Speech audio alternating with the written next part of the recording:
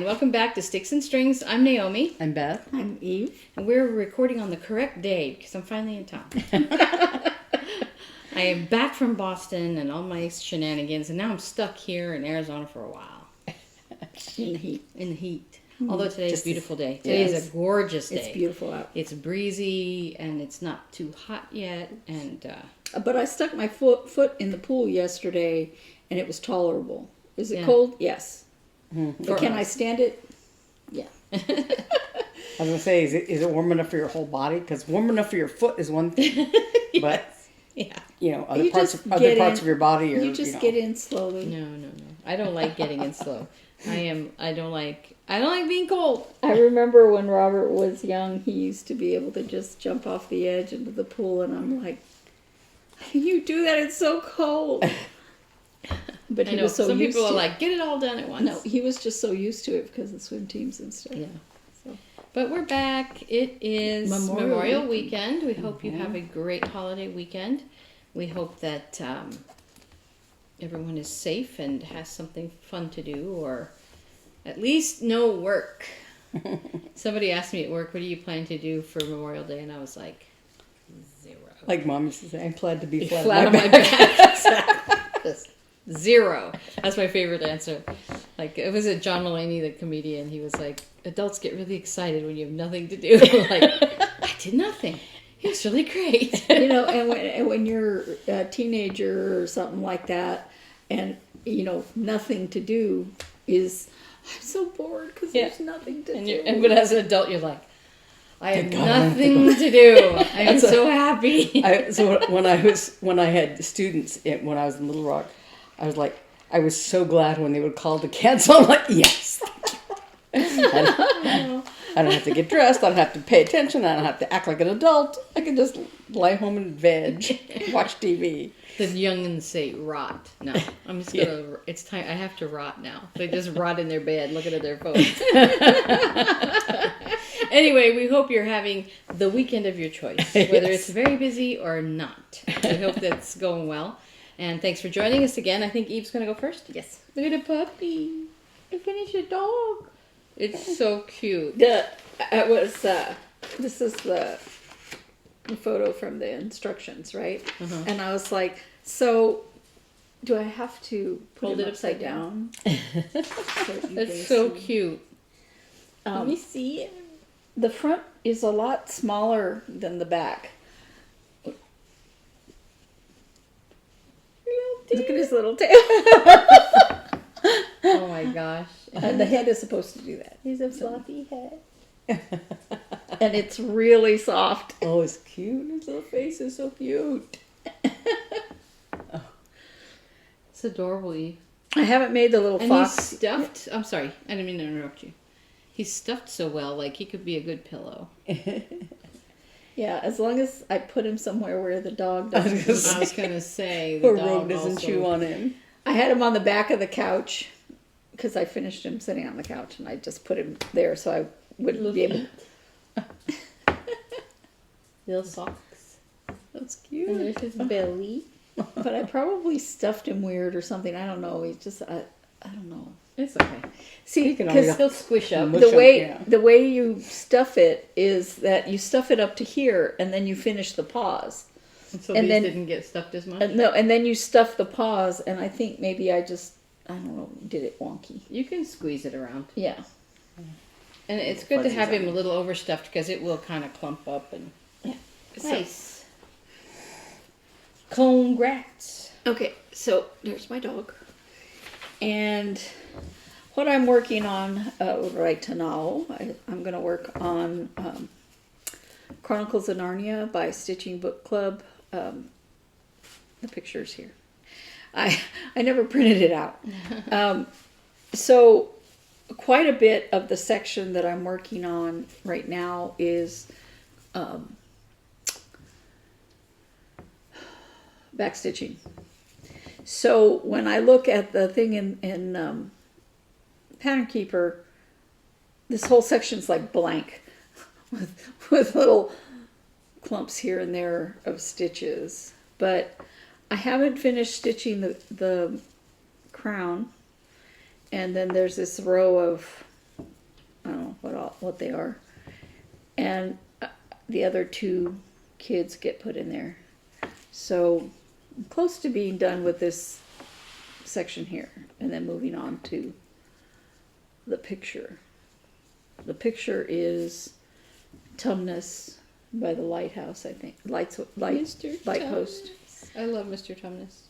I like it when he's shaking his feet at the door.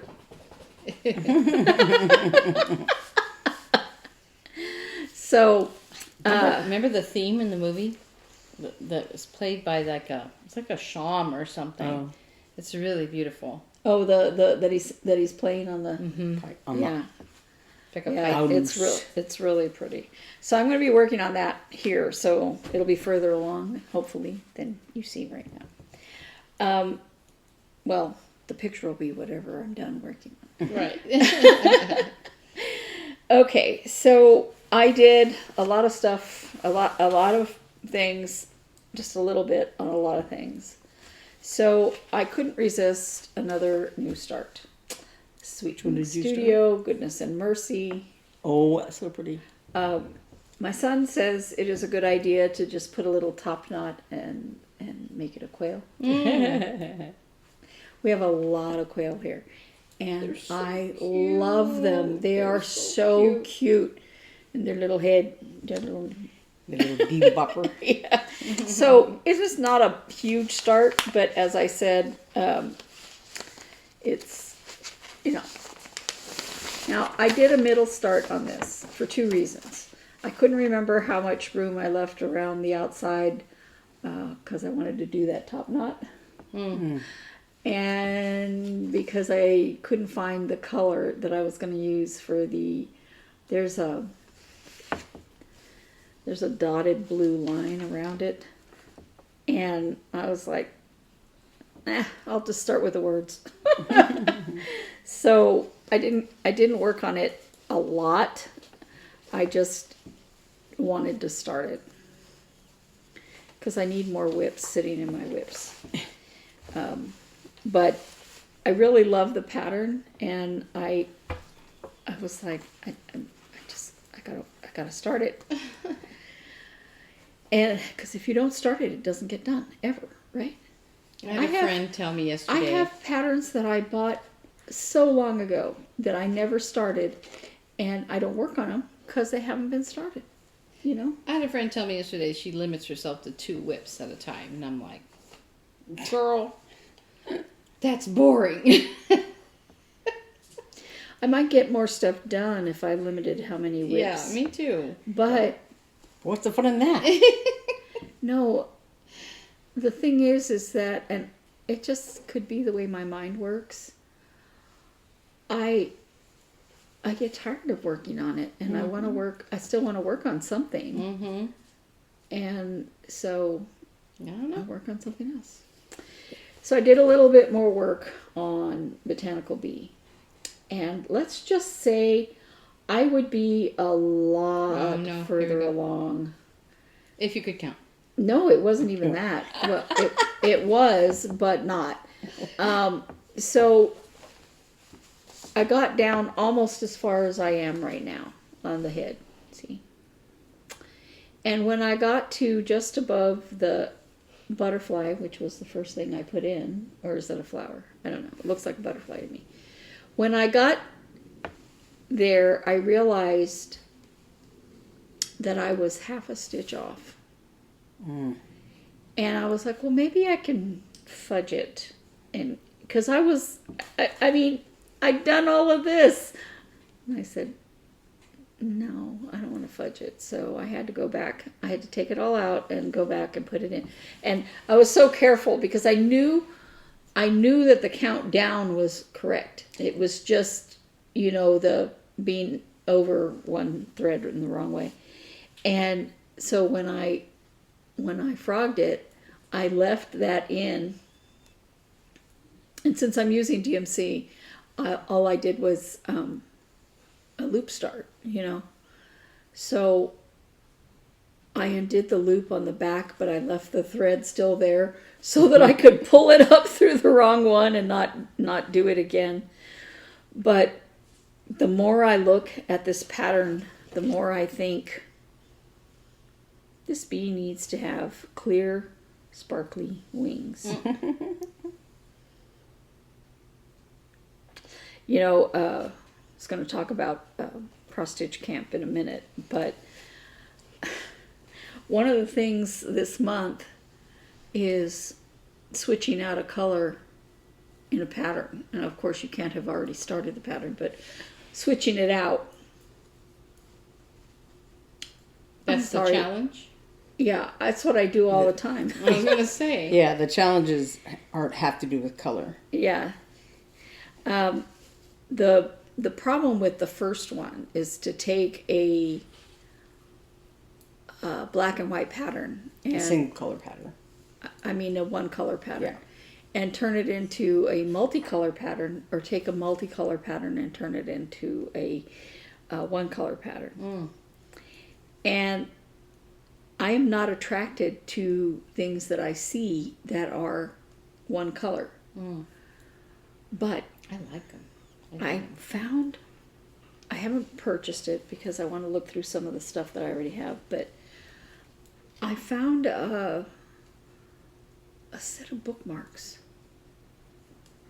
that have really cool stuff on them that are charted in just one color. And I was like, maybe I could do that. Yeah, because as long as you just change, if you even change one thing, you're basically hitting the challenge. So Yeah, well, it's all this other stuff and then like a main focal thing on those. And I was like, I could change up that main focal thing. But I keep looking at the size of it because you see from my pile here, I'm working on a lot of things. And I don't want to stop. yeah, it's always consider like, how big is it? Can I finish it? Yeah, all of my cross-stitch camp pieces are mostly still undone. Okay, so Far Better Things, Sweet Wings Studio. Oh, did I say the last one is hands-on design? I think Botanical Bee hands-on design. And I'm doing that on 13 count vein Atlantic, 32 count, 13 count. And I have to say, I absolutely love that fabric. Now, it's Lugana. Pretty on this side. It's a printed fabric, plain on this side. Yeah. But I just love the sky-looking colors on it. That's really pretty. That's when you got at the attic? Is that one? Yeah. They had to order it for me because they didn't have it in. So this is, as I said, Sweet Wings Studios Far Better Things. And I am doing this also on a 32 count Lugana that I got at the attic. And this is Cloudy something, and I can't remember what.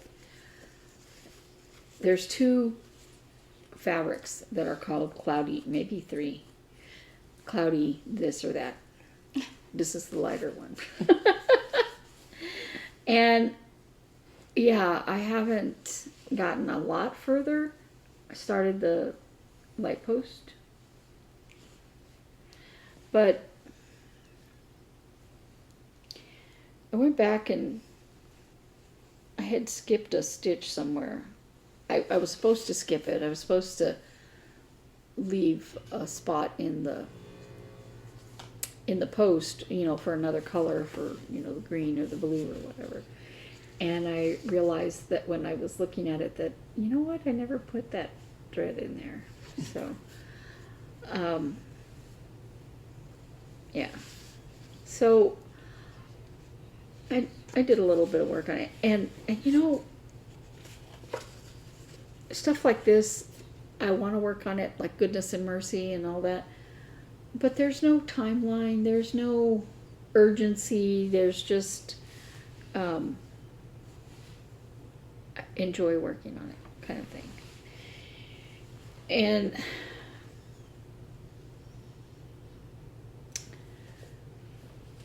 I'm going to have to start using the light over there where I work, because the lights in the kitchen are not doing it anymore. Because it's getting harder for me to see the holes.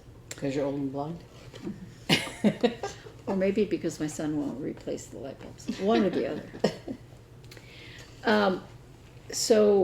Here's another hands-on design piece that I've been slowly working on. This is Blueberry, the berry basket. And this is on 18 count Ada, and I can't remember, Rustica, I think. And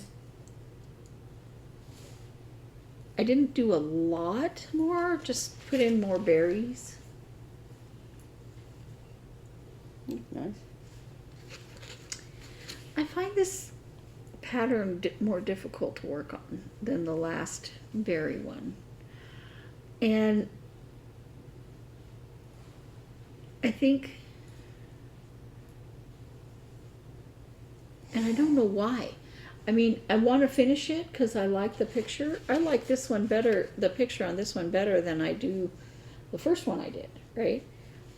But I'm really struggling with it, and I think it's because there's so much on it that is the lighter color that, sorry, I just saw something like, what the heck is that? Apparently I need to do some frogging. There's a stray weird thing here. Oh, no. Yeah, apparently I traveled in front instead of in back. Oh no. That's what it looks like. Yeah. Anyway, I think it's because,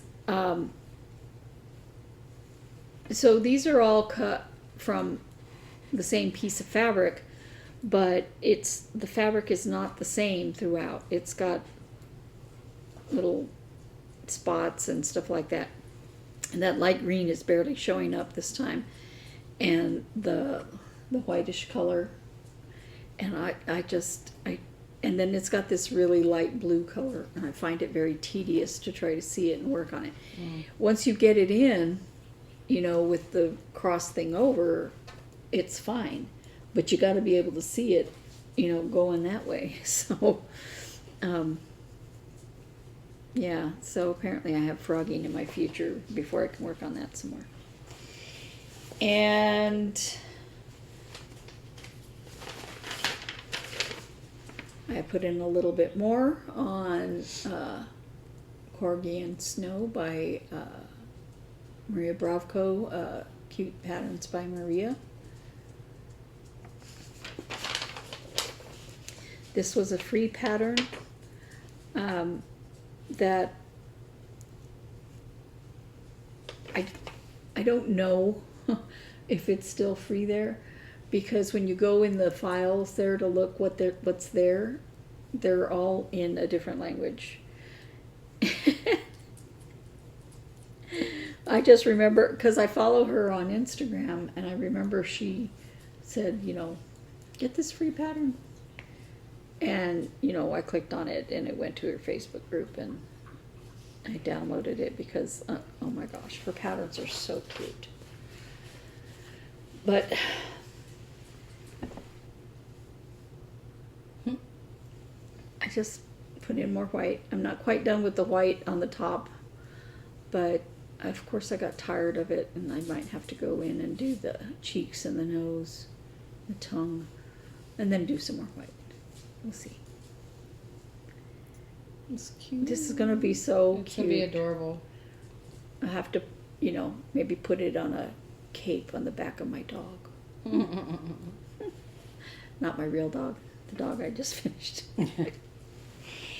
And then I have two other WIPs after this one, but this is, I'm going to flash this again because I don't have a picture. Okay, a little longer flash. Okay. So I have not been able to stop working on it. You like it? I really like the way it's coming out. Look. Oh my gosh. So,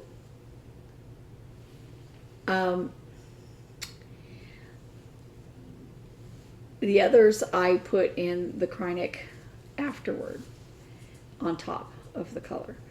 And this green color, I'm putting it in at the same time.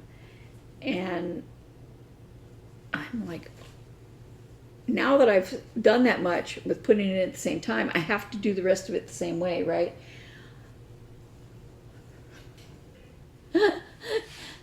I don't know if those of you who've worked with Quilting have this same issue, or any of the blending filaments actually, but you will start off with a length exactly the same of both the thread and the Quilting, and halfway through you've got, more thread and more thread and more thread and less Quilting, and when you look at it, it's flat. It's not like it's sticking out anywhere. So that's not how you're losing it. It's just, it disappears. But when I went to put a sparkly thread over this lighter gray, I Come here, Rogue. I tried the one that I already had in that bin, and I was Rogue, like, I don't like this. And I went and got one of the ones that I was using in other projects it's not Quilting, it's Accentuate. And I was like, I really like the way that looks. It's pretty. It's very sparkly. But my fabric isn't sparkly. I'll have to live with it. Now, that fabric is 14 count Ada that I dyed myself, and that is one of my oldest WIPs. And my WIP-GO, it was one of my WIP-GO calls for this month, and I had no intention of finishing it, just working on it, because I have, I haven't worked on it. Now, I have to keep working on it, because I really, really like the way it's looking with the sparkling. And Sapphire Mountain Handcrafts. This was my temperature chart from last year, 2023 temperature SAL. And I didn't see if she had made a new one of these for this year. And February, was a leap year this year, so I'm not sure it would work. But it would next year. Anyway, I just love this pattern. I think it's beautiful. I love the flowers down below. I'm so busy working on the turtle, though. This is my middle WIP-GO call that I have not gotten as far as I probably would have otherwise. But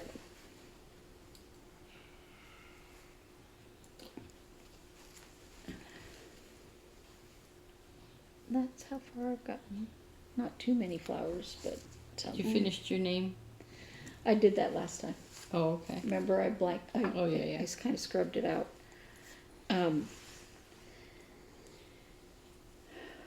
So the way these flowers are done, they're from hot to cool, and using the same colors that are in the temperature chart. But you do a little bit of each thread on that color, and then sometimes it goes through to another flower and all that. And let's just say it's harder to work on than the chart was. Not terribly hard. It's just, the chart was so easy, just, those little arrow things. And this year's temperature chart, Stitching Mommy's Temperature Turtles.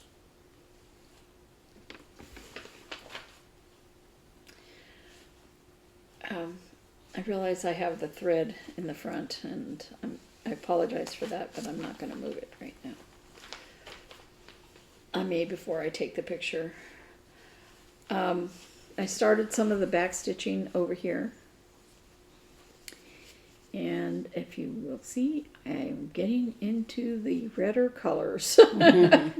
We had a day last week that was 102.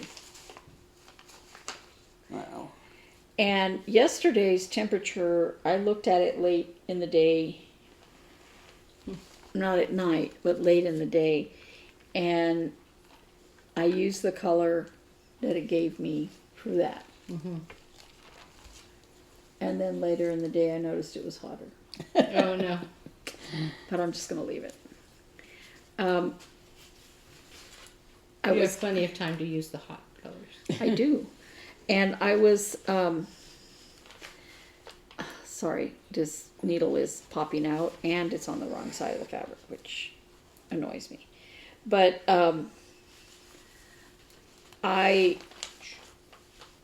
was working on this earlier in the day because I wanted to get the fins in the head. Didn't get that done. I did start the back stitching on the other thing, but that's why I looked at it too early, and I don't remember why I didn't want to work on it late in the day yesterday. But I have to remember that I don't get the right temperatures if I don't work on it at the right time of day. And that is me. Okay. You going next? Yeah, I'm just gonna try to put this through to the back because I want to take this out of the hoop. Yeah. So, first of all, I wanted to talk about a little debacle I had. You know that sorry. Sorry. I know I thread stuck to my thumb.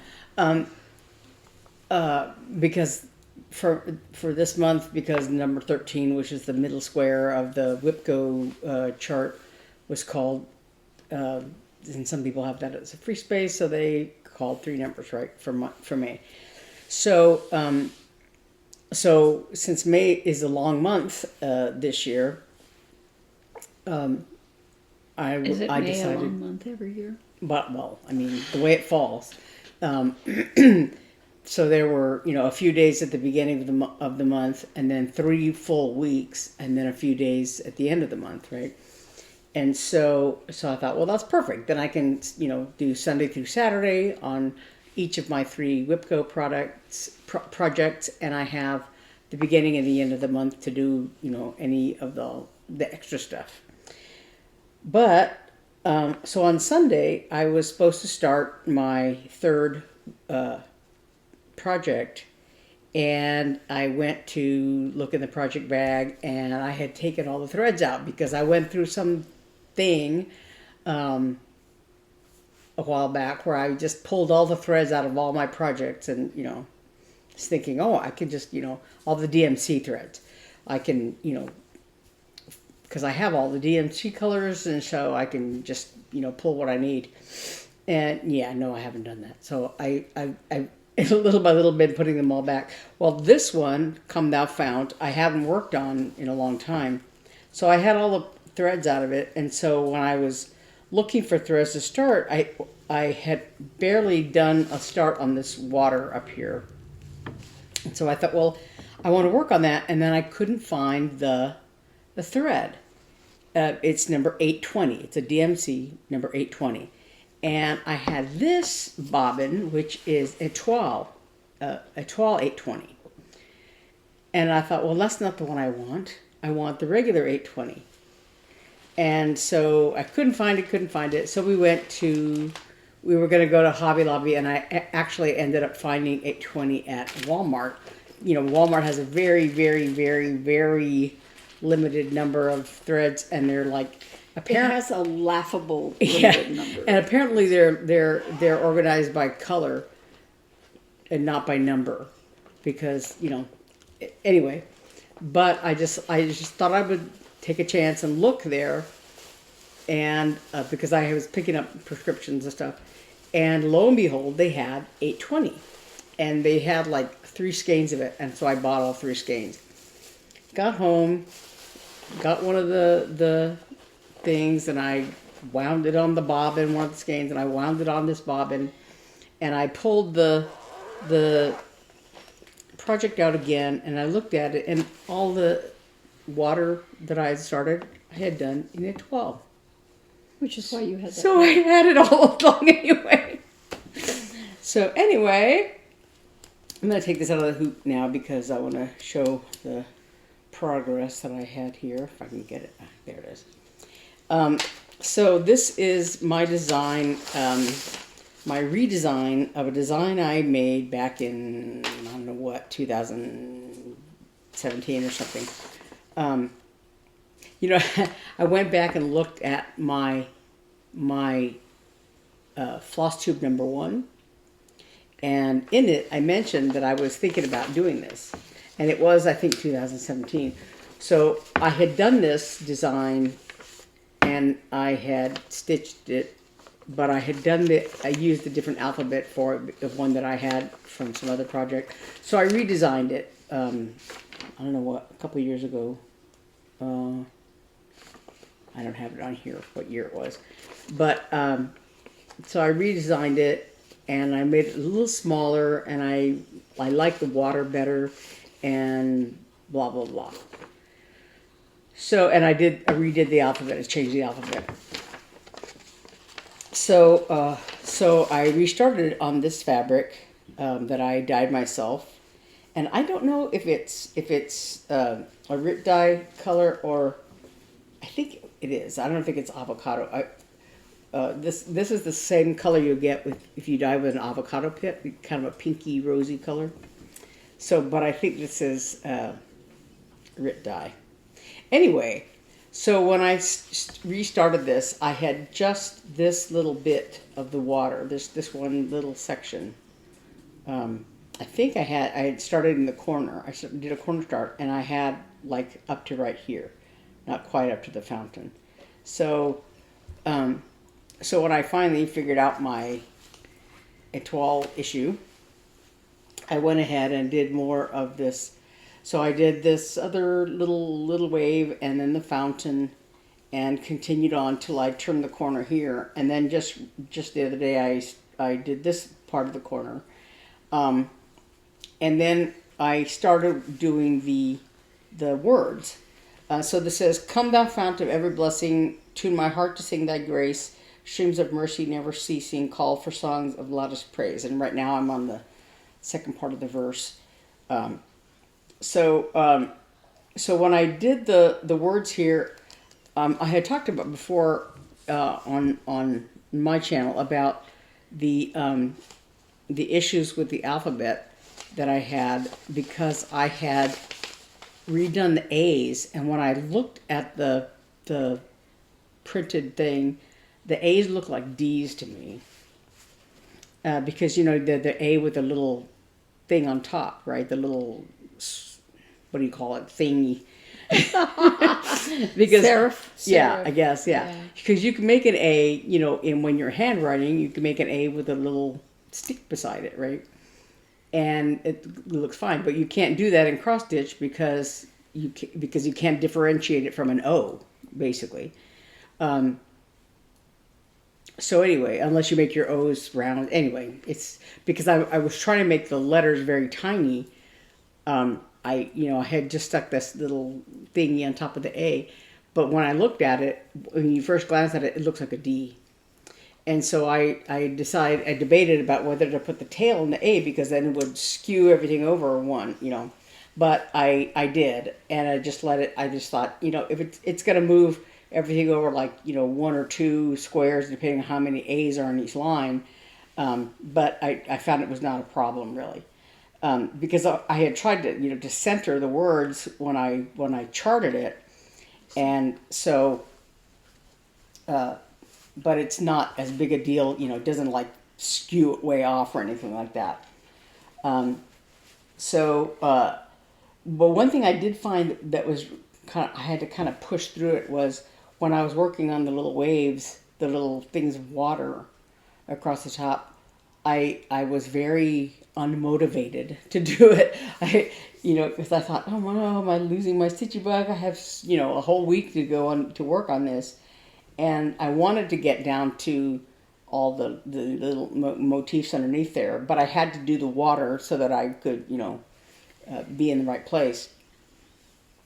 But so I just, pushed through it and got enough of the water done at the top so that I could, place the motifs in the middle. And I only have one of these angels done because the other angel goes over here. And, you know, I had to do this I did this little music staff.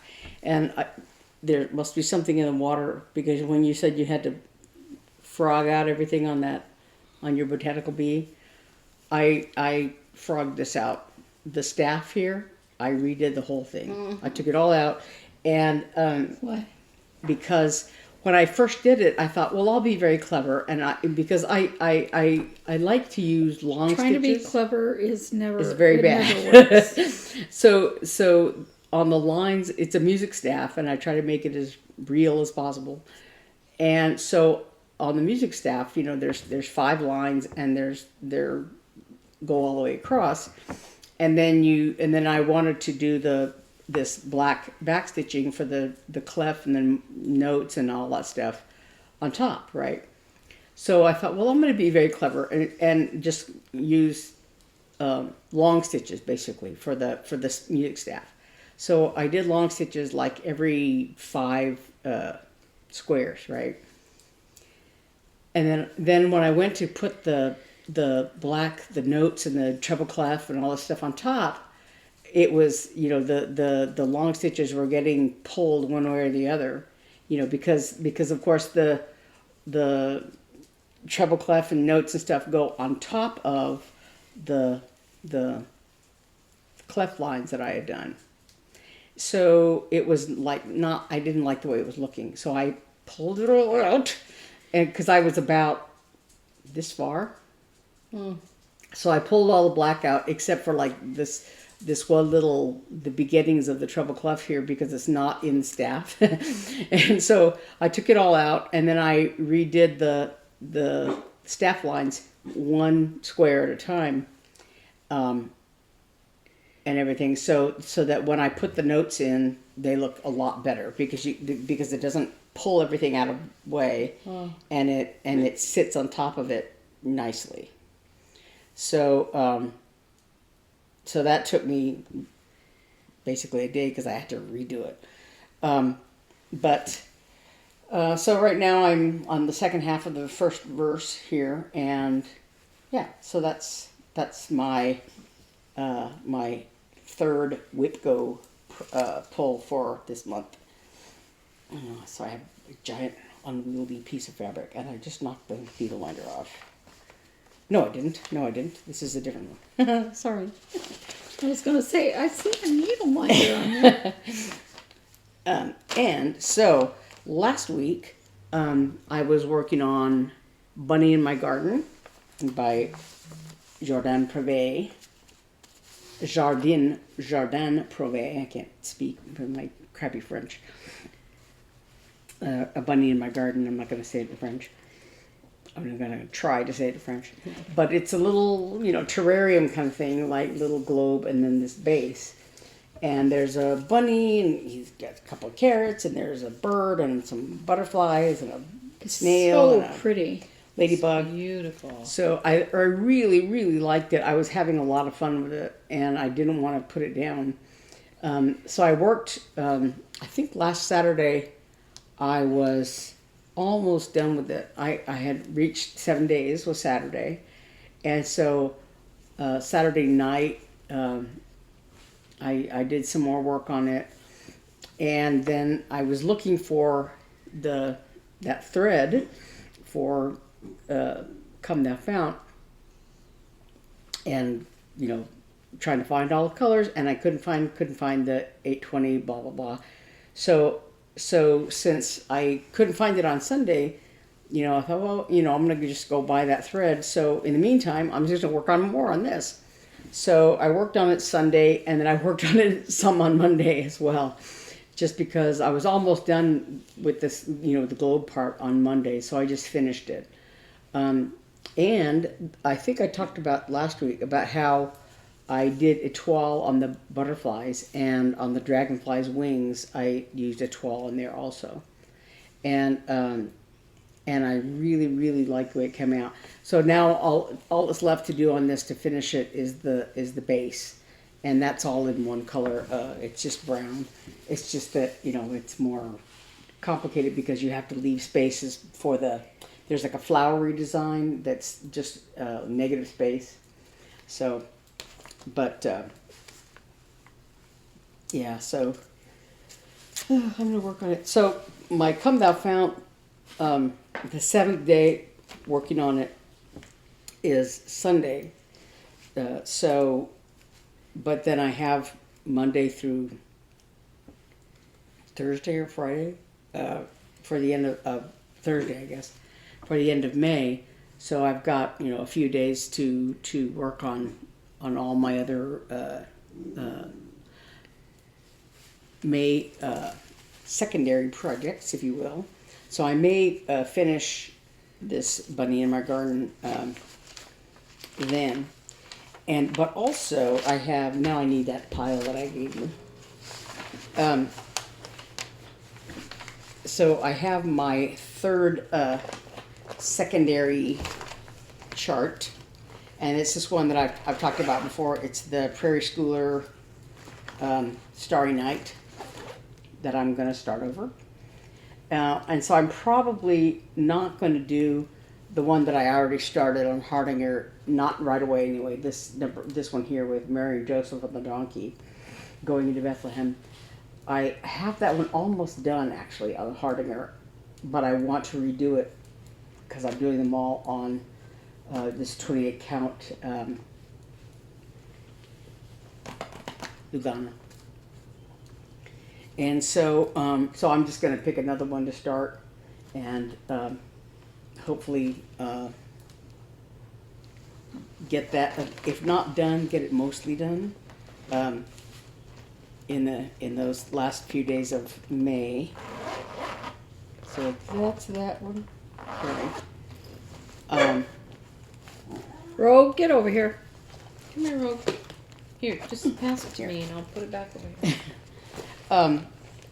And so, so for June, the numbers are number 2 and number 25.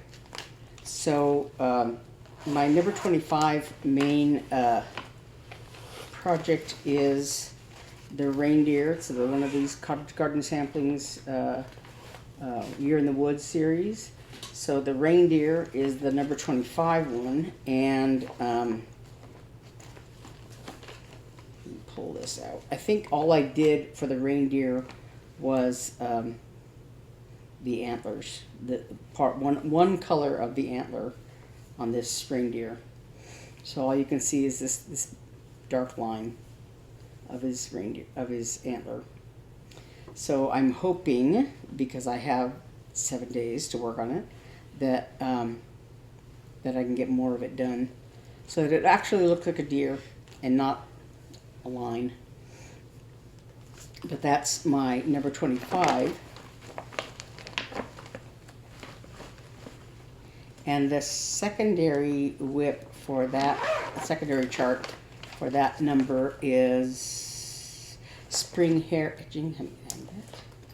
Spring Hair Etching, which is one of the series by Cecilia Turner that she had put in Punch Needle and Printer Stitcher magazine. So I did the winter cardinal etching.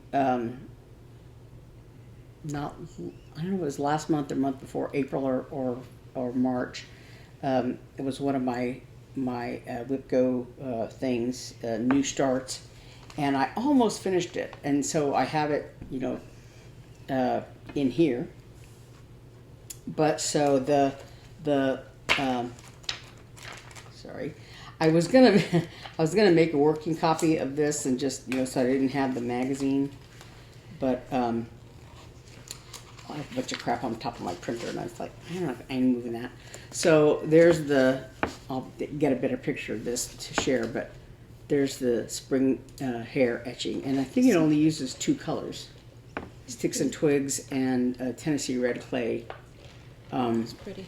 Just like the winter cardinal etching. So I've done 2 others. I did the autumn owl etching for Rachel, You I could think. turn that multicolor one into a single color. I don't want to. Well, I'm just saying.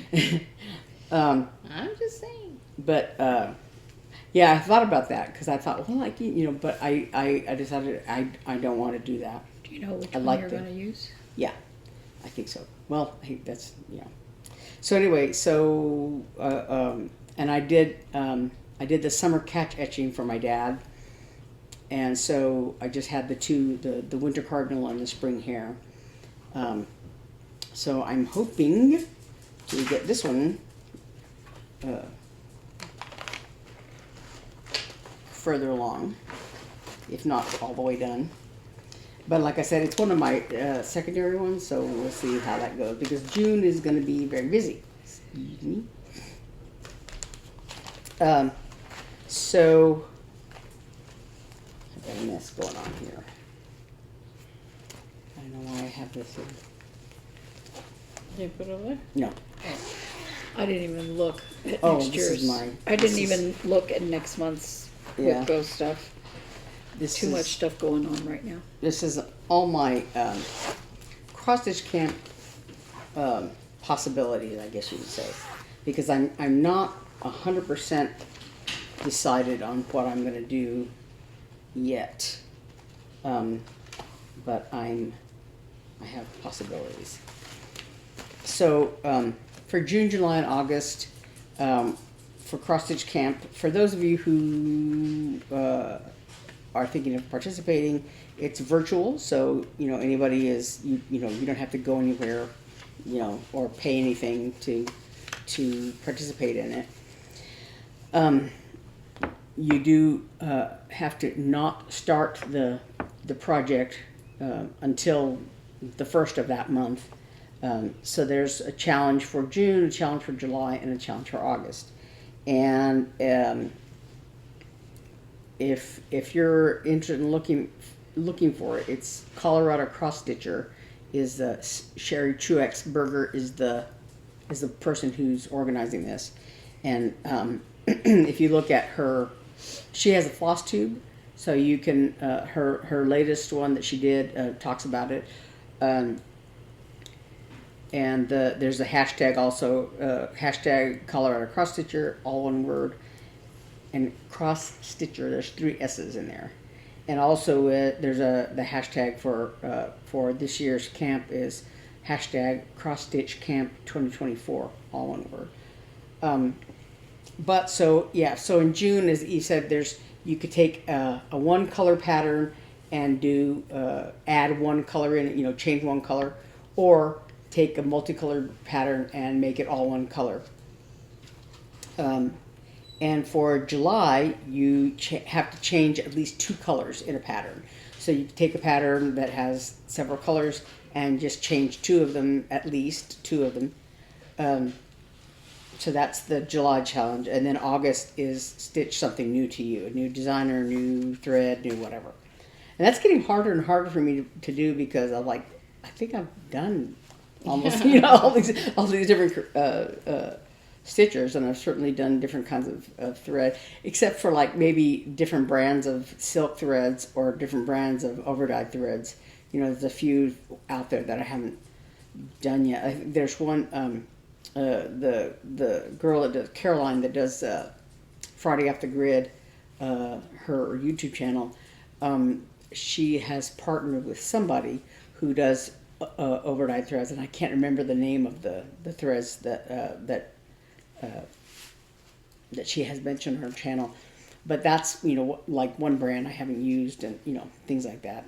So anyway, so for the June one color thing, I think I have it here.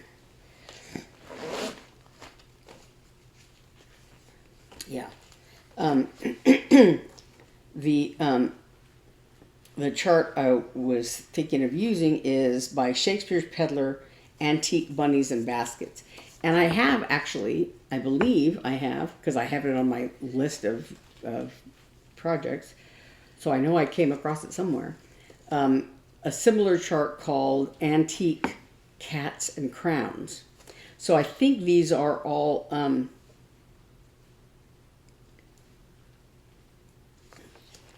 I don't know if they're all from like motifs taken from old samplers or if they're original design. I can't remember. That's cute. Yeah. So this antique bunnies and baskets is exactly what it sounds. There's bunnies and there's baskets. And then there's the word baskets across here. So this is all one color. But not the word bunnies. Yeah. So this is all one color. So I was thinking about doing the bunnies. Yeah. Doing the bunnies a different color. You know, choosing a different color for the like. I don't know. I want to choose just one color. So I think all the bunnies will be, you know, I don't know, white or something. I don't know what. And there's not a picture here of the cats and crowns, but it's another one in this series. And so, so I want to see, look at it to consider it. But it is the cats and crowns is jacaranda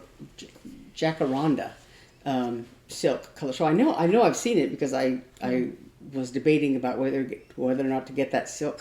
So I have it somewhere. I just don't know where. But the good thing is about it is that it's relatively small. I want to say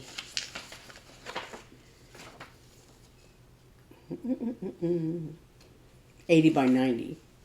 So, you know, anyway, so that's, I think, what I'm going to do, one of these charts for my June thing.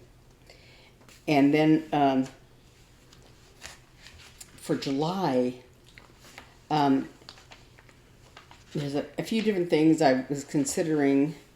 There's this one from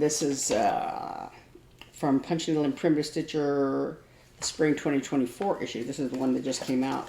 And I really like this design called Carrots Away. And it's a bunny in a big carrot airplane. And he's delivering carrots, I guess. Dropping carrots off of his Maybe plane. he's bombing people with carrots. Maybe he is. Maybe he's a mean bunny and he's bombing people with carrots.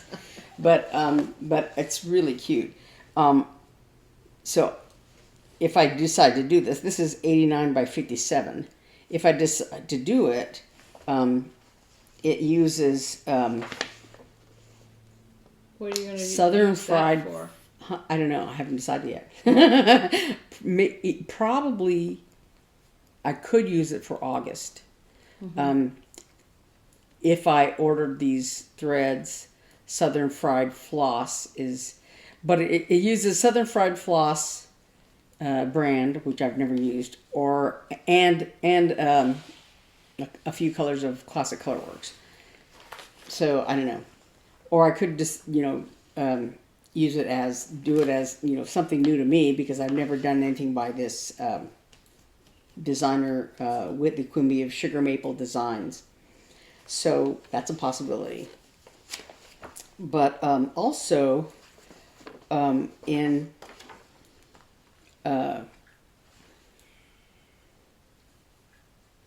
the vein of designers you never stitched before, there's this Dumbo that I bought off of, I think, Etsy, and I don't know the designer. Really, oh my gosh! It's called Let's Make Crafts. Is that not the scene of the movie where everyone on Earth has ever cried? Yes. Yeah, the little baby Dumbo in his mom's trunk. So cute. It's adorable.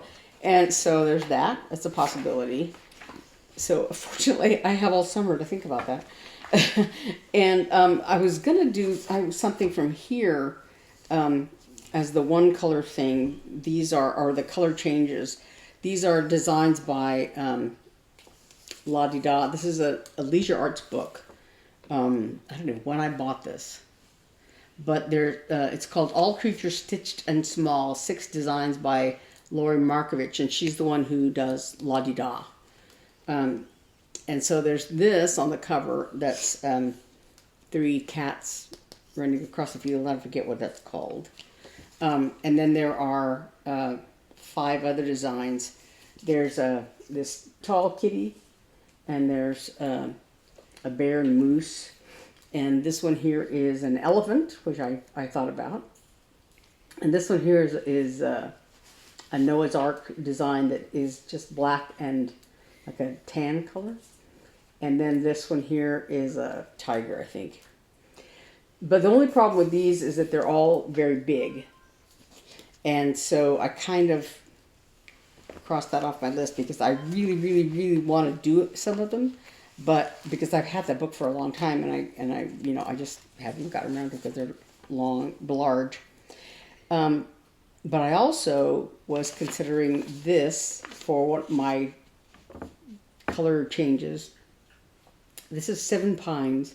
It's a little freebie by Little House Needleworks. And so there's a couple of colors in here that I would think about, what I would consider changing. There's a color used for I think they're all DMC. Yeah, they're all DMC colors.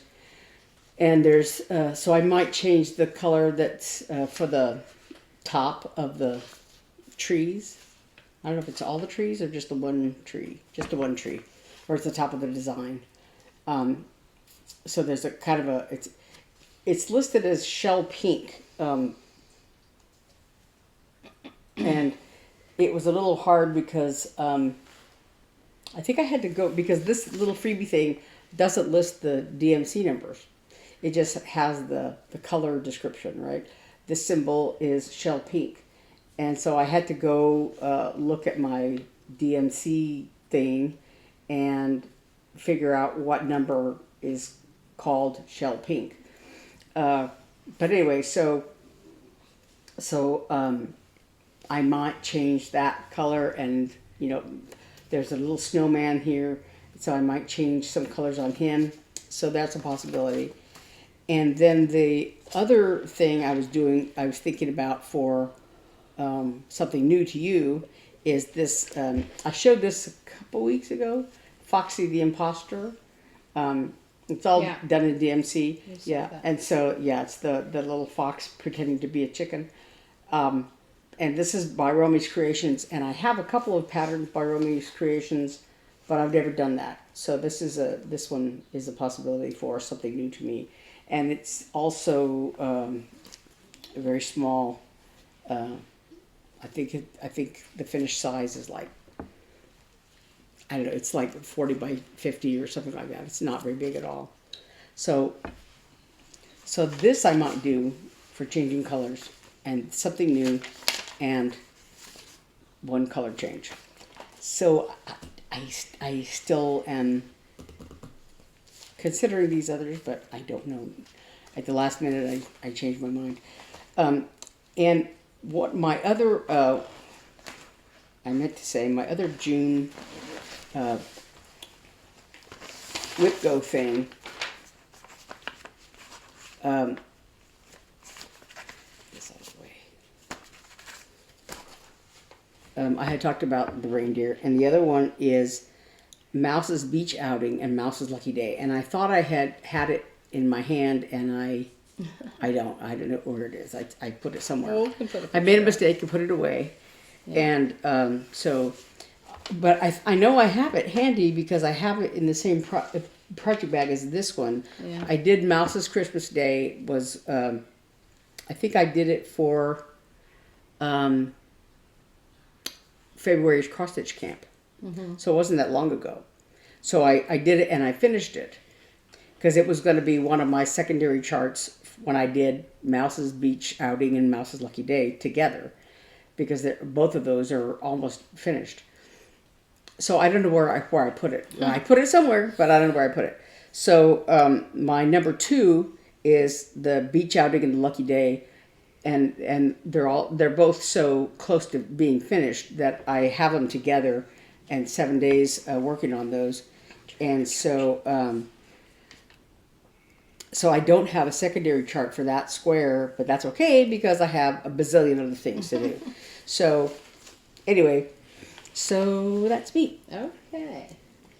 Well, I don't have much to talk about.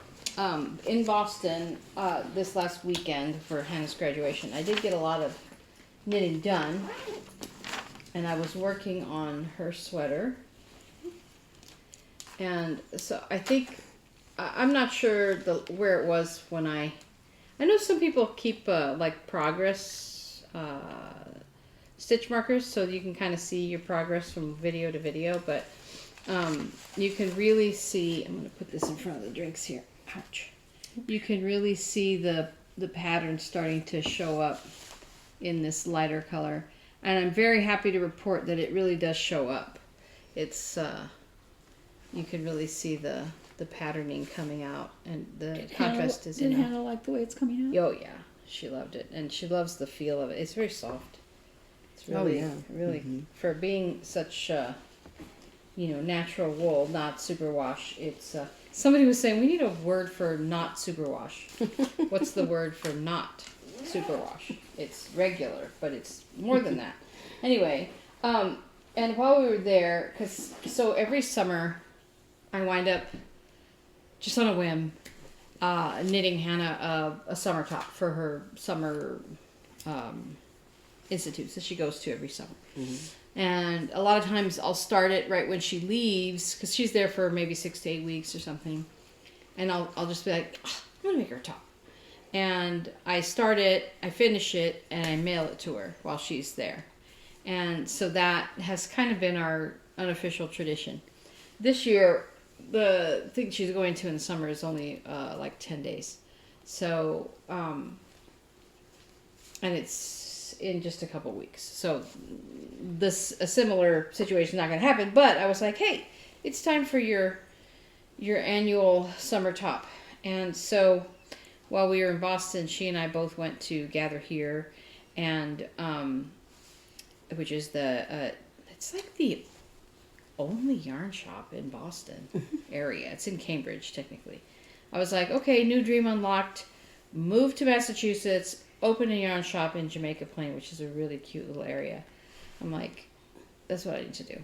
Anyway, I thought about that for about 5 minutes, and I was like, well, it's too cold, and I can't afford to live there. So there we go. Anyway, but while we were there, she picked out some really beautiful blue yarn to make herself a tank top that she found a pattern for. And I found this pattern. Let me get a picture of it up here. Let's see. That's not a good picture. Oh, there's no good. Oh, here's a good front picture. Let me hang on 1 second. I meant to say we went to where did we go? Hobby Lobby the other day, and I bought some more fabric because I'm an addict. This is the pattern that I chose for her. She has, so it's kind of both shoulders are bare, and it comes up to a high collar right here, so it comes down like this. And she had told me that she really liked to play her violin now with nothing on her left shoulder. So I was actually looking for a one-sided tank, and I cannot find one. So I guess that means I need to design one. I couldn't find a good one that wasn't like cropped or like, I don't know. I just wanted something nice that looked nice, not just summer beach. You know what I mean? I remember what's her face? What's her name? Barbara? Somebody. Jamie. She was in Santa Fe the year that Jamie was there, and she played viola, and she had that thing. She wanted a bear. Yeah. So Hannah likes it, and so I was looking for that. Couldn't find that, but she likes this tank. And then we went all over the yarn shop looking for color, and I was like, "What color do you want?" She didn't want anything variegated. She wanted something solid. She's like, "Well, maybe a brown." I said, "I am not knitting anything brown. I'll never knit brown." I said, "I have to a whole giant sweater that's going to take me a year, all in brown. I will not knit brown." And she's like, "Well, what about red?" And I'm like, "I don't think my knitting needles work with red, but Christmas red it is." So this is the color she picked. And I started it just a couple days ago. So here's the collar. It does look like a cat sweater. It looks like a cat harness. sweater or a dog sweater. Well, that's because, so this is the back. So you make the collar first, and then you knit the back down to a certain point, hold it, then come and knit the front down, and then join it. So you knit after you knit the front and it gets to the armpit level, you join it in the round and then you knit the rest of it. So that's why it looks like that. But I did. Is it stretchy? Because that collar looks so small. Yeah. Yeah. Look, I'll I'll show you a picture I sent her at lunch yesterday because I said making sure it fits over a human head. So I put it on my neck yesterday because after you put half of it on to the waist yarn when you first, it says now that half's on the waist yarn, it's a good time to try it on. Yeah. So I was sitting at lunch, I pulled it on over my neck. Like, okay, it fits. So it does. It does. Look how much it stretches. Oh, yeah. That's a good bind on. That's a good cast on, ladies and gentlemen. That is an excellent cast on. You have to admit. That's called the German twisted cast on. So, I was quite proud that it did stretch, but it's not a cat sweater. So anyway, I've gotten pretty far. It's supposed to be 7.5 inches, and I'm at about 6. So, and then I will knit the front area, and then join in the round. I'll put it on the Hannikin, make sure it reaches the armpit level that I like for her, and then join it in the round. It's going fast because this is worsted weight yarn, and we love that because it doesn't take forever. The other thing I'm going to start is maybe I'll just transition into stories to tell you about my time in Boston. So she has a best friend who is the best friend. She's great. And they've been together since literally freshman orientation. They have been best friends. So it's quite an investment in friends. And her parents are also wonderful. And when we were there for their undergrad, when I was there for her undergrad graduation, they offered to take Hannah, because Hannah and I were just there by ourselves, right? Because just like this year, I went by myself. And so they took us out to dinner, this really beautiful restaurant. And of course, they refuse any kind of me helping, because that's the type of people that they are. So sweet. And so this year, we were kind of doing a repeat, right? And they're like, we would like to take you to dinner again. I'm like, that's so nice. And they're just hugely generous people.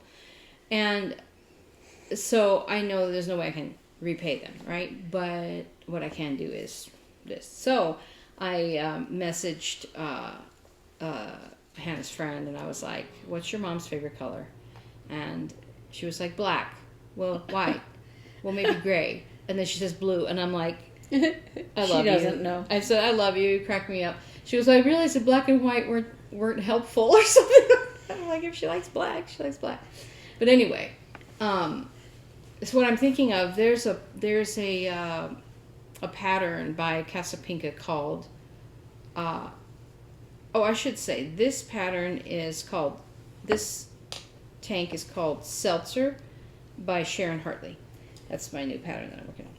But there's a pattern by Casapinka called One and Done, and it uses one skein of fingering weight.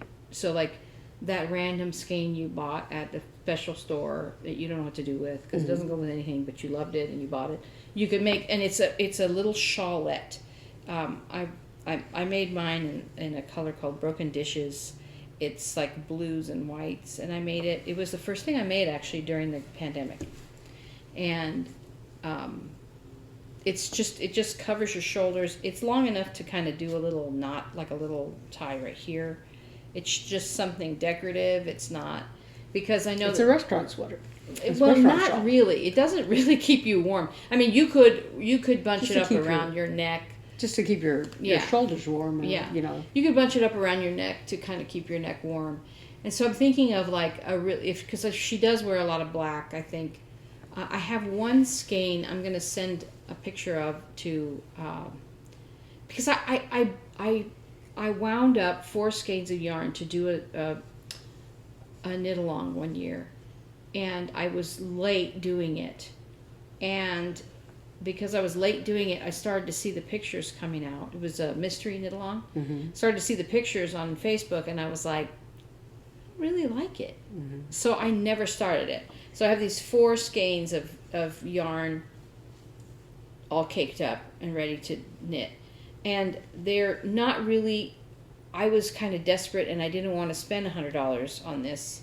So I bought, I think I had 3 different skeins, and then I bought one to go with it. And the one that I bought is the one I'm thinking about using. It's highly variegated, but it's very bright. And so I'm going to show it to her, because I thought if you're wearing black, and because I know she has a black coat, and like if you're wearing a lot of black, something bright would go. And then but it's almost like it looks like almost like a crayon box. I will put a picture of it here tonight when I get home. I'll find a picture of it. So that's what I'm considering. But if Hannah's friend thinks that her mom will not like it, I'll find something else. And the other 3 cakes of yarn are not at all appropriate by themselves. One is like lime green and fuchsia and like a light tealish white. So none of those would work.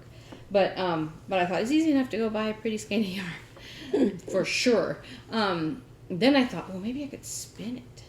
What if I spun it and then made it, and that would be really kind of cool. But I don't have any fiber right now that I think would be appropriate. The one that I'm making is nice, but it's probably not the right color. Anyway, I just thought I'm going to make it. She lives much of her life, I think, in very warm climates, so I thought making her something warm would not be wise, right? But something decorative would be, and something lacy and different. So I think I'll make that. It's a cool pattern. It's pretty easy. You knit it, and then you actually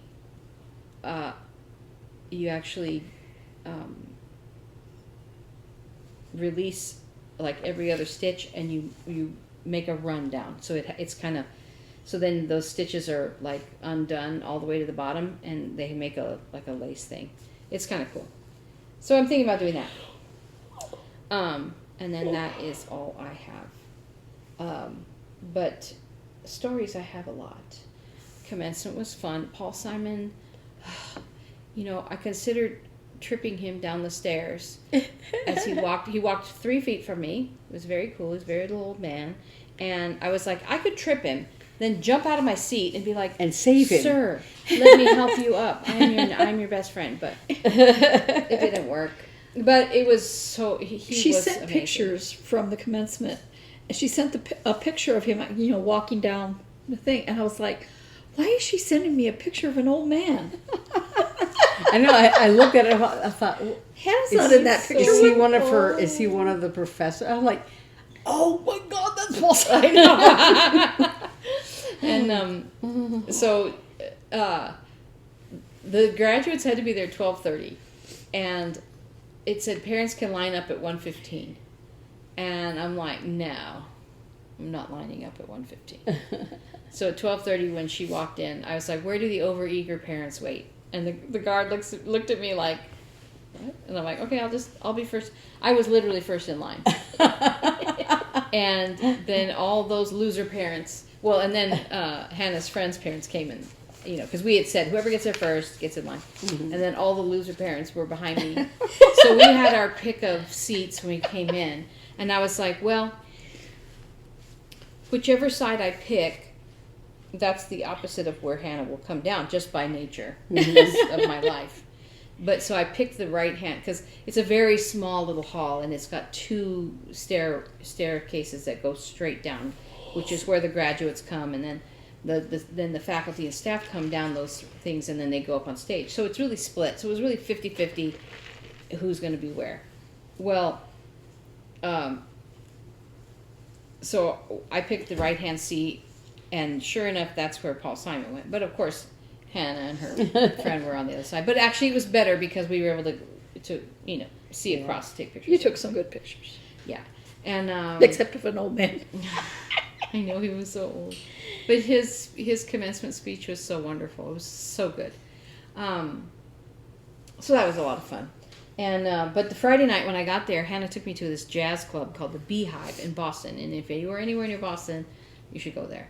It was so nice, such good food, and the jazz duo that was, or trio that was there was it was just really a cool vibe. And we walked all over the South End, and even had some like vegan ice cream that she knows this place, and we just did a long kind of walk. The weather was cool but nice, and then that changed.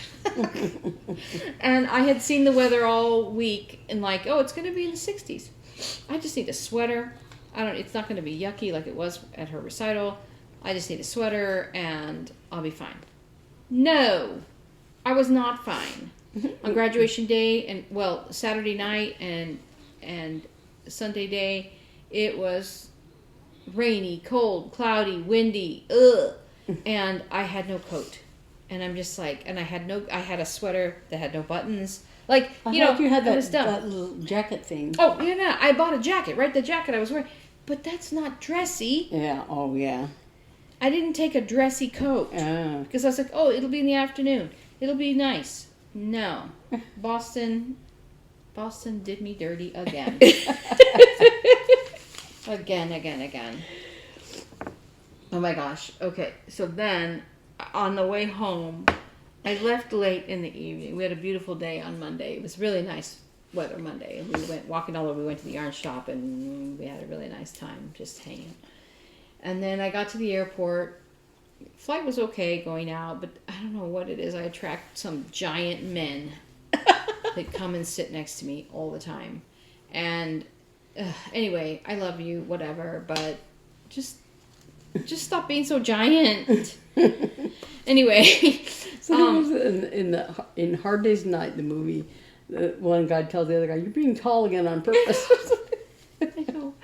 Everybody was nice, but I'm just like, oh. Anyway, it was kind of warm, and the planes again, and but I'm on the. So I went through Nashville, and when we land in when I was getting on the plane in Boston, it said, your Nashville flight is now half an hour later. I'm like, okay, that's good, because I only had like a 40-minute layover, or 50-minute layover, which is kind of, nerve-wracking, because you really only have 20 minutes, right? Because they're going to, right, and run across the airport. And they start, yeah. Yeah. So then, I'm sorry to interrupt, but I wanted her to come up to my leg, right? And she was like, just her little nose, and I was like, what's going on? And she's trying to get her shoulders in between the chair leg and the table. And she's like, I don't fit. This is cute. And anyway, so when we land in Nashville, then I get, turn my phone on, and I get the message that, oh no, it was like an hour and a half late. And so I had time to eat, but I go to Nashville. There's a restaurant, and they have singers there. Of course, because always in Nashville, there's always live music in the airport. Fine. That's your jam. So it's kind of late. I'm like, are you still serving? They're like, yeah. So I get in there, and I was like, I'd like a Diet Coke, please. And she's like, oh, we're actually out of Diet Coke. And I was like, are you kidding me? I'm like, okay, well, I'll have a tea. She's like, okay. She orders my food. She runs away, and she comes back. She's like, "We're actually out of tea." And I'm like, "Because we're closed, and they stopped making it." I'm like, and that's like the theme of the rest of the night. And then, like, everything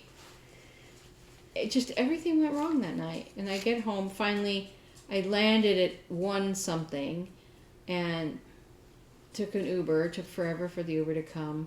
I finally get home around 2. I have a continuous glucose monitor, so I took a shower, took the old one off, and now it's 3, right? Because you know how it is. And I put the new one on, and it won't pair. It won't work. For an hour, I waited for that thing, and I'm like, I just want to go to bed. Finally, at 4 o'clock, I give up on it. Didn't you have to go to? And I had to go to work the next day. So finally, I was able to lay my little head on the pillow at 4 a.m. And I woke up at 7. And I went to work. And that was very hard. But then, okay, I'm not trying to dominate stories, but I have lots of stories. So then, the other day, we wanted to get Rudy's. And I go to Rudy's. Okay, so I don't really eat carbs anymore. So I go to Rudy's. And in the past, I had gotten Mark and Eli sandwiches.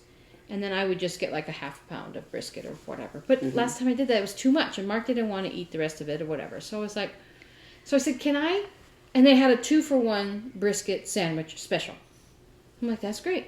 I said, can I have that 2-for-1 brisket sandwich special? But on one of the sandwiches, can you just not give me the bread? Because really it's just bread, meat, bread. That's the sandwich. Because you're supposed to put your own condiments on. And Right, stuff, yeah, right? whatever. Yeah. So I was like, can you just not give me the bread? And she was, and I broke their brains. I want a sandwich with no bread. She could not understand that. And I was like, just pretend you're giving me a sandwich, but just don't give me the bun. And so she's like, I don't know. And she asked a colleague, can I do that? Can I give her a sandwich with no bread? I mean, can I sell her? You know, I'm like, just, because really you're selling me the meat, right? Right.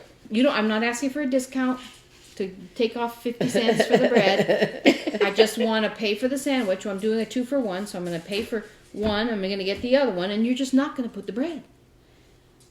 So she asked her, and she's like, I don't know if we can do that. I'm like, are you kidding me? Just wrap it up with no bread. Just pretend you put the bread on. Just go like this and pretend the bread, and then so then she had to go back and find a manager. Oh my God. And he comes out and he's looking at her like she was speaking alien language. And I looked at him and I said, instead of me throwing the bread away when I get home, you just keep the bread and I'll just take the meat. And he's, oh yeah, we can do that. And then the little girl goes, how do I wrap it up?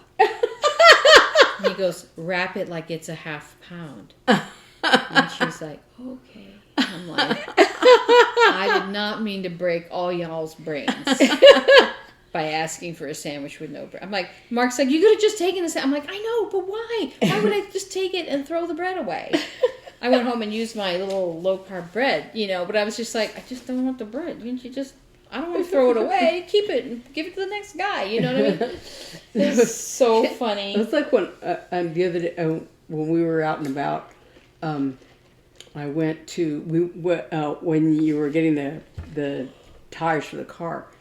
There's a Wendy's in that same parking lot, and so I went to Wendy's while she was getting the car taken care of. And so I was ordering, and I wanted they had like a chicken wrap thing, and I wanted just the wrap, and the combo comes with like the wrap and fries and a drink, and I wanted just the wrap and the drink. And so at first that's what I said, I want just the wrap and a drink and no fries. And the guy's like, and it's like, and I was like, just do the combo, just do the wrap. It's like, it's not worth it. Break his brain. Well, at the Wendy's on Ray, I said, Beth, I'm going to get you a little snack size sandwich and myself and something for Robert. I didn't want to spend a lot of money. I just wanted a small sandwich for each of us, right? And then we could eat food at home. We have chips, we have meat too, but and because I hadn't eaten in a while, and I just wanted something to tide me over until I could make something real, right? So I ordered a little sandwich for me, a little sandwich for Beth, and a 4-piece for Robert, right? We get the stuff back. We have our food that I ordered and fries. It's like they cannot understand the concept of I don't want the fries. And it's not that their fries aren't good, and it's not that I don't usually eat a whole order of fries. I don't. Yeah. I want to taste one or two. Yeah. and then I'm done. So I get back, and it was a small fry, and I get back and I'm giving, One. splitting It was just one. Yeah, it was one fry. And I was like, I looked at my receipt. No, they didn't charge me for it, so I'm okay. Yeah. I shared mine with a dog. Yeah, it was. Oh my gosh. Yeah. Oh, speaking of dog, you may notice that I am continually yawning. That is because I did not sleep last night. Because many, many nights, Beth gets up late, early, whatever you want to call it, and the dog hears her and jumps up and runs to the door, and she wants out because Beth is going to give her cats food. Mistakenly trained the dog that she gets kitty snacks every time. Right. Well, Beth didn't do that last night, but I think she kept thinking, I hear a sound. Yeah.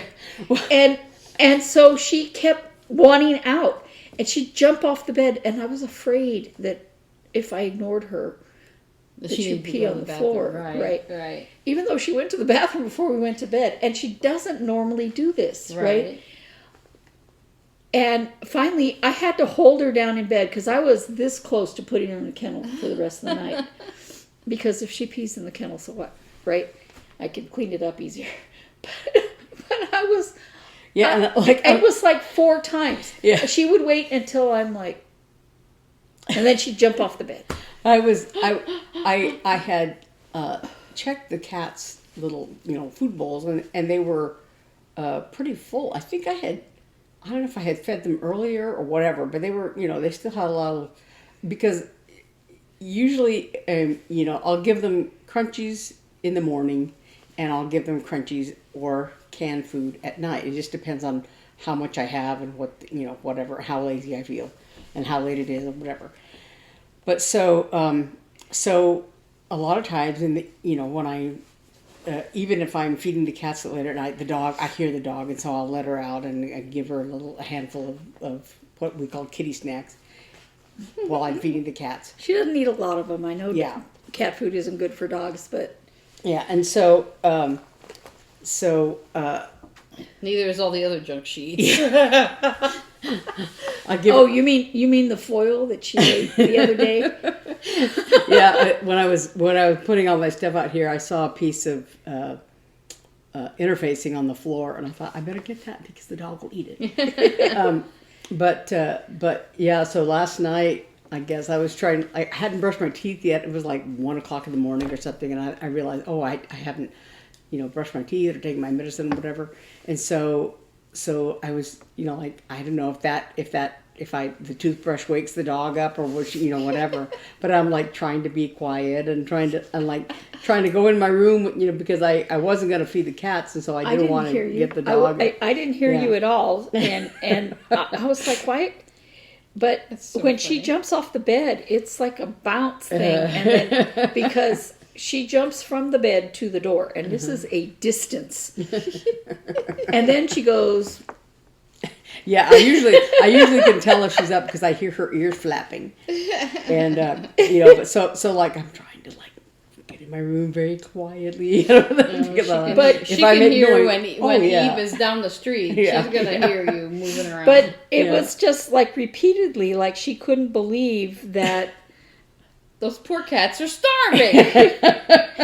that she's like, I must have missed it. Let me get up again, and then she wanted to go to the bathroom afterward. I'm out. I might as well go to the bathroom. And there are coyotes and bobcats in our area, and even though we have tall fences around, these animals can jump. So especially since on our backyard the wall is not as high as it is in our yard, out on the other side. And so I worry if it's certain hours of the day, if she's out there. Mm-hmm. Because pets have been Because then attacked. she could be a kitty snack. Yeah. Mm-hmm. And so I can't just let her out and go lie down. I have to stay there. Yeah. Is the backlight triggering on? Do I hear anything? And so And then I have to go and try to get to sleep again. And I'm like, I love you, but I'm about to kill you. I used to tell Puck when I first got him, he was very little, and he was found in the parking lot of the building where I worked. And so I don't know if there was a vet next door to us.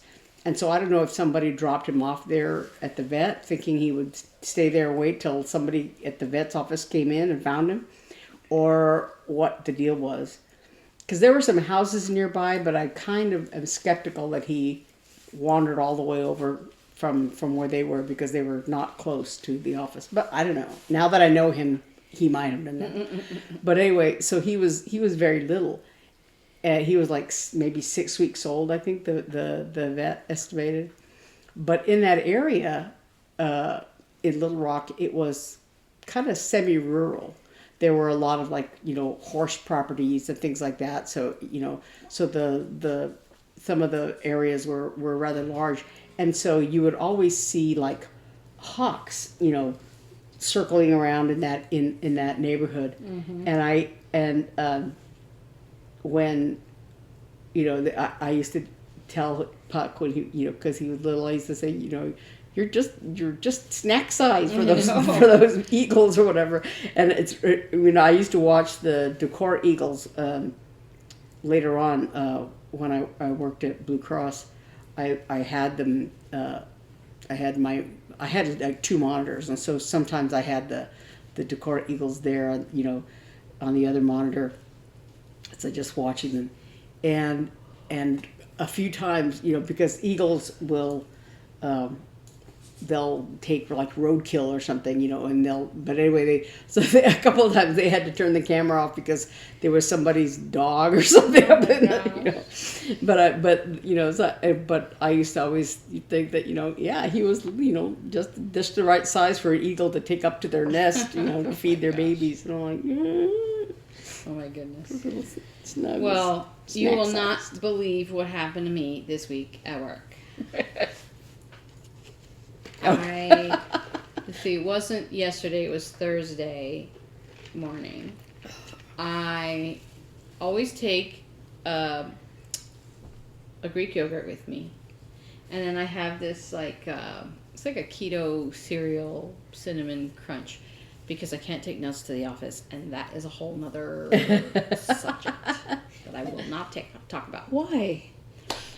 Because somebody has a nut allergy to peanuts, but they've restricted all nuts, and so I can't take my granola that I love.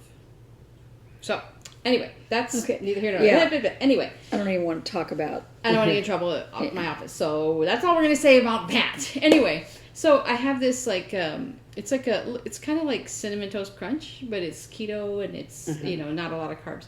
So I throw that in my cereal in my yogurt for some crunch. And that's what I kind of eat for breakfast in the morning. So I have my desk, and then I have a stander. So my keyboard and everything are on like a little bit up from the desk, because I can, and then there's another shelf, and that's where my monitors are, and I can take these two like latches and open it and then lift it, and it'll lift my desk up so I can stand at my desk. And so, but it was down, and I had my yogurt kind of on the edge of that, and I went to pull the foil off, and as I pulled the foil off, it started to fall off the stander and then hit my desk.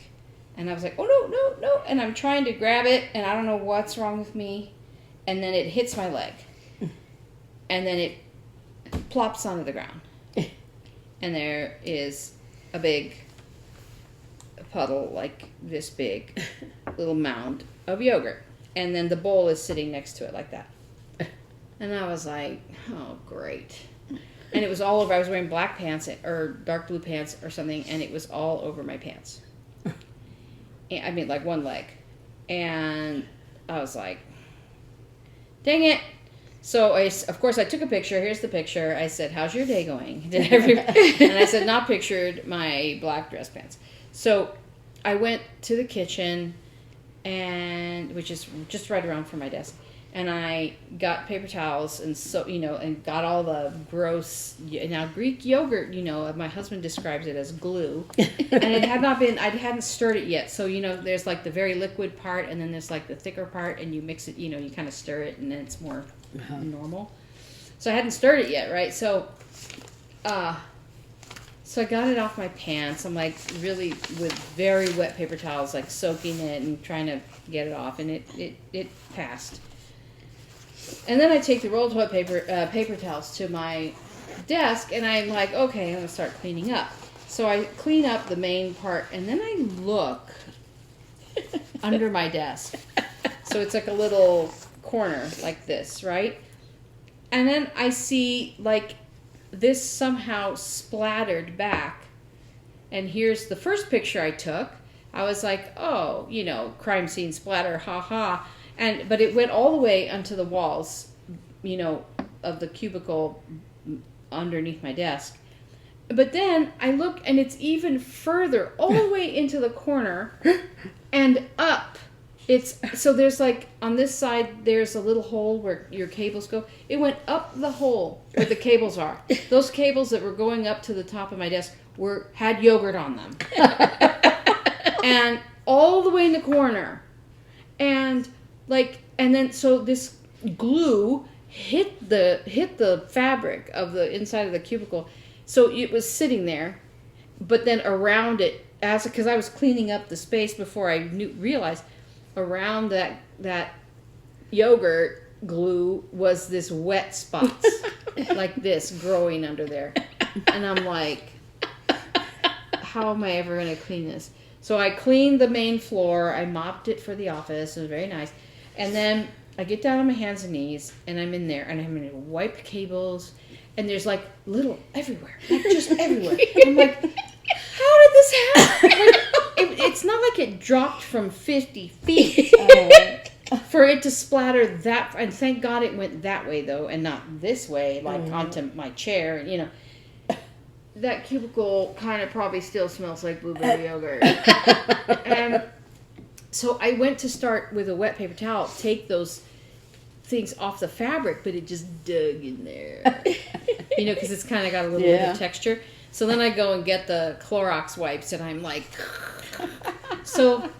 but it like. Did your colleagues go, what the heck are No, you well, doing? that's the funny thing is that there was nobody there. My boss has been there all week, but my the three little pigs, two of the little pigs are out of town. So it's just me. And then like a lot of people were gone because it's graduation and holiday and people are out. So there wasn't a lot of people around. But so anyway, I did try to crawl under, but you're still like, you don't want to like be like all the way up under the desk. And, anyway, yesterday, all day, I'm like, why does my side hurt so bad? What did I do? And I realized it's because I was on, 2 knees and this hand reaching like this and like scrubbing really hard, and I had to use Clorox wipes. Isn't it horrible to get old? Well, that, but also like you contorting yourself. I know, it's just so stupid. And I'm like, how? And then I pick up and then I go, because I still want to eat my yogurt, and I look, and it was like half. That was only half. All that mess was only half the bowl, and I'm like, how is this possible? How is this like? And then I'm sitting there thinking all day, like that's why they have all this study of blood splatter. You know what I mean? Or like how people's wounds splatter this way, and how the trajectory of the and I'm like, what would they forensically say about this? Like, I mean, I guess what happened was the bowl landed this way, and everything just shot out. I'm still kind of shocked because there was that giant puddle in the center, and the bowl landed upright. Maybe it landed on its side and I picked it up. I can't remember now, but still, I'm like, how did this even happen? You would not believe. And all the way and onto the underside of my desk in the very corner. Anyway, it was a nightmare. It was an absolute nightmare. And then yesterday, so that was Thursday, yesterday morning, my boss texts me, because it's just the two of us again, Friday, and she messages me on Teams, and she's like, "I'm over at the hall doing a photo shoot. I'll be there probably around 10:15." And I said, "Okay, I will try to spill my yogurt before you get back." Oh my gosh! Well, It is insane. I had texted you about something about like along the same veins. Yeah. We went to, I guess, we were going to Joanne when we went to Best Buy and Joanne. And, or we were in that neck of the woods. And so we decided we would go through the drive-thru at McDonald's and, get some food on the way wherever. So, so I had ordered a quarter pounder deluxe, which is basically a quarter pounder of cheese with lettuce and tomato or whatever. And so You got the fancy version. yeah. So, but I said no onions, right? Because I always order without onions. And You're so, a baby. So when we were picking up the order, they asked us if we could drive around and wait, so fine. I could not understand what that girl was asking. The girl that was waiting on us was like, she was talking like this. And you could understand what she was saying. I'm like, huh? What? I had to ask, what? Do you mind going? What? So we went around the corner and we're waiting there, and so they brought it out not too long, after we were parked there. But the line there in the drive-thru was kind of long, So, but we pulled out. We were pulling out, and I was going through and getting the whatever. There was a whole bunch of napkins, thankfully, and stuff. And so I got the little box out, the little cardboard box that the burgers come in, and I opened it up, and it was all askew, right? So here's the bun, and the hamburger was like sticking out here, and the hamburger was like up against the edge of the box, and the cheese was underneath it, and the cheese was actually stuck to the box, and I was trying to and of course the burger was kind of greasy, because nowadays I don't know, I guess for whatever reason the way they make them, the hamburgers are greasier than they used to be. It's just a different meat. And so anyway, so I was trying to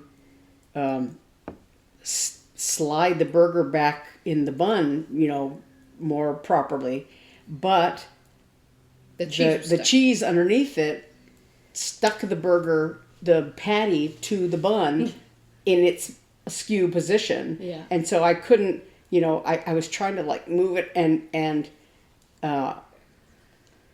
so I almost dropped it on my lap. Yeah. Because you didn't drop it like I dropped it. She dropped it. It just didn't fall on her lap. The whole box fell on my, and I thought actually I was afraid I was gonna have a big old grease spot because my hand was greasy from this burger, and I was trying to, and I had mayonnaise or whatever all over my hand from trying to, I asked her, I said, do you want me to go back and have them make it for you, right? But I thought about that long line that they had waiting, and I thought it's not worth it. And so I just ate it as it was, and like I said, half my cheese was stuck to the box. Yeah. And because I didn't want to take it out of my left hand because it was already filthy, and I was and I felt like I had hamburger grease all over my face or something. So I'm I ate through the sandwich, but I'm afraid to touch anything with my hand. Oh my gosh! Because I was wiping, and Eve had there in the car the remnants of one of those bottles of hand sanitizer, alcohol stuff, and so I squeezed a little bit of my hand, and it was yeah, my hand still feels greasy. So when we got to Best Buy where we were going, the first thing I did was I went to the bathroom and scrubbing my hands. Yeah. Oh my gosh! So, in my attempt to eliminate carbs, I've been trying a lot of places they have lettuce wraps, right? I mean, not lettuce, like a hamburger, but in In lettuce lettuce, wrap, right. Or like Jimmy John's with an unwitch, right? Mm-hmm. And sometimes it works. In-N-Out will do it as well. Yeah. Sometimes it works, but mostly it does not work. It's a very good idea, but I'm like, it's just, just give me a salad with a hamburger bun in it. Because, so I have to put it on a plate and eat it that way. But I mean, it's a nice gesture.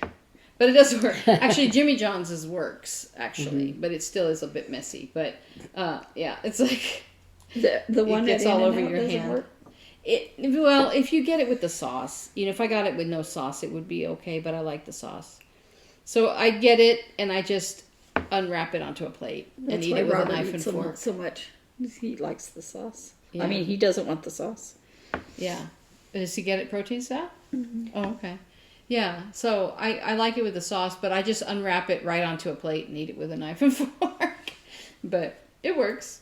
But the Jimmy John's, the first time I ordered, I forgot to take off the lettuce. So I had lettuce with lettuce inside. I had a lettuce wrap with lettuce inside and the meat and cheese. I was like, oh, I should have taken the lettuce off. But, well, we have been jawing for quite some time. So Yes, we have. I'm going to go start my weekend of nothing. Tomorrow night we're celebrating Mark's birthday, so that's fun. Rachel's hosting us, so that'll be a lot of fun. Yeah. And Yeah. and then I don't know, a lot of zero. I like the idea of zero. We hope you have a great holiday weekend. We hope it's already off to a good start, and we will see you next time. The pillow Bye. fell over. What? The little pillow. Oh, I knocked it over a long time Yeah. ago. I just didn't fix it. I'm sorry. Okay, bye. Bye.